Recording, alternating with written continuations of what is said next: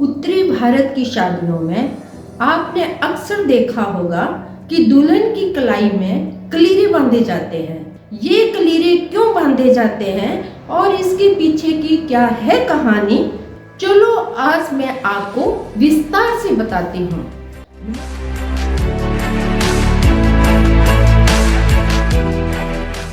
नमस्कार, आप देख रहे हैं हिमाचल बिजनेस और मैं आपकी दोस्त संतोष शर्मा।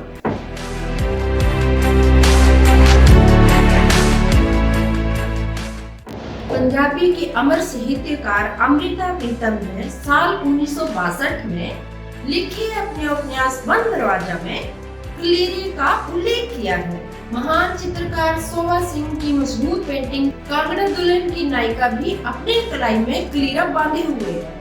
उत्तरी भारत की लोक साहित्य तथा चित्रकला में कलीरा शामिल है।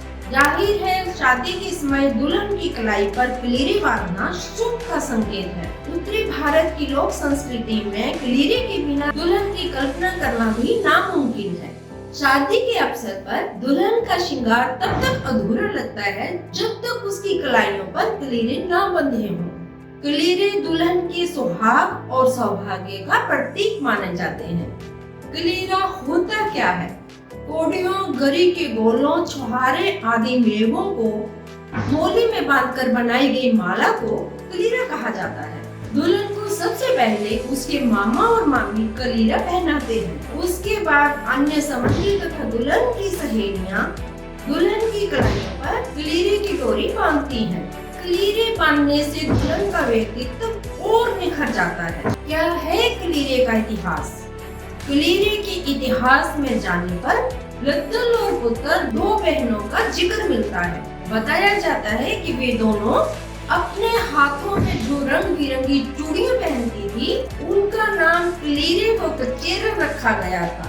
बाद में शादी के अवसर पर दुल्हन की कलाइयों पर विशेष तौर पर मेवे से तैयार किया गया कलीरा बांधने का सिलसिला कब शुरू हुआ, कोई पुख्ता प्रमाण नहीं मिलता है। कलीरे में बंधे होते हैं सूखे मेवे।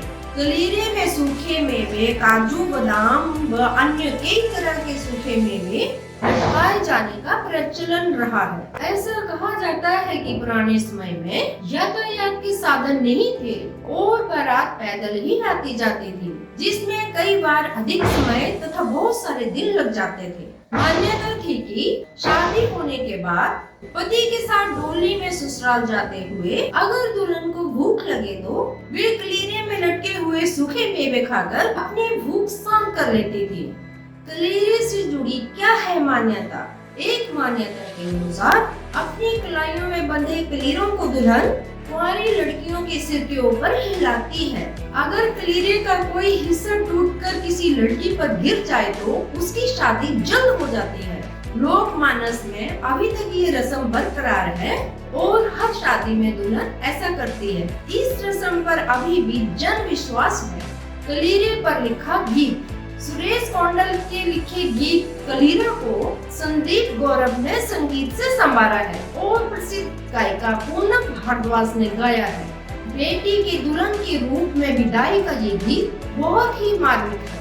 इसे YouTube पर सुना जा सकता है। साहित्यकार विजय भारत दीक्षित ने भी वीडियो को समर्पित कलीरा गीत रचा है, जिसे उनके YouTube पर सुना जा सकता है। कांगड़ा दुल्हन का कलीरा। मशहूर चित्रकार सोवा सिंह की एक मशहूर पेंटिंग कांगड़ा दुल्हन है। बड़ी नथ, लाल चूड़ियां, फूल, कलीरा, बिछिया और पाइप जैसे हिमाचली आभूषणों से सजी पालकी में बैठी और बाहर देखती हुई दुल्हन बहुत ही सुंदर दिख रही है। इस पेंटिंग में एक खूबसूरत पहाड़ी दुल्हन को मायका छोड़कर अपने पति के साथ घर जाने का चित्रण है। पहाड़ी दुल्हन ढेर सारी यादों के साथ अपने मायके से विदा हो रही है और सज गया कलीरों का बाजार। पहले महिलाएं खुद अपने हाथों से कलीरे बनाया करती थी। शादी में कलीरे पहनाने का रिवाज अब एक फैशन बन गया है। अब प्रदेश की बहुत सी दुकानों में बने बनाए कलीरे मिल जाते हैं। कलीरों के प्रति बढ़ती मांग के चलते कलीरों के अब कई डिजाइन मिलने लगे हैं। कलीरों की मार्केट खूब फल फूल रही है। और वक्त के साथ नई नई तरह के कलीरे बाजार में आ रहे हैं। तो अब आप जान गए होंगे आखिर क्यों पहनाए जाते हैं दुल्हन को कलीरे। आपको ये कहानी कैसी लगी, अपनी प्रतिक्रिया जरूर दें। अगर आप इस वीडियो को YouTube पर देख रहे हैं तो चैनल को सब्सक्राइब करना ना भूलें। अगर आप इस वीडियो को Facebook पर देख रहे हैं तो हमें फॉलो और लाइक करें। आप हमें इंस्टाग्राम और ट्विटर पर भी फॉलो कर सकते हैं। ऐसी ही मनोरंजक और रोचक कहानियों के लिए जुड़े रहें हिमाचल बिजनेस के साथ। बहुत बहुत धन्यवाद।